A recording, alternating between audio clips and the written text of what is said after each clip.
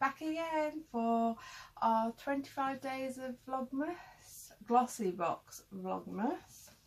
So today we will be doing number 21.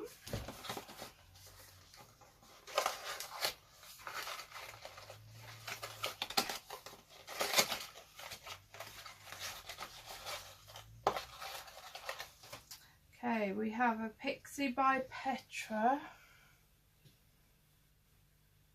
product, and it is a fresh face blush in Beach Rose.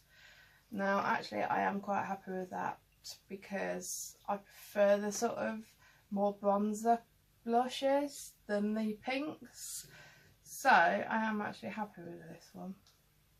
So yeah,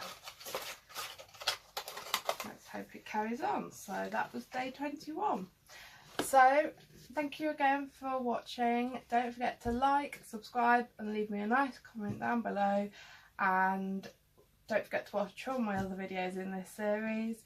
I have got some more advent calendars that I will be opening all at once on their way, and I'm hoping to get a few more in the sales, so look out for those videos too. But I shall see you shortly for day 22. Take care. Bye.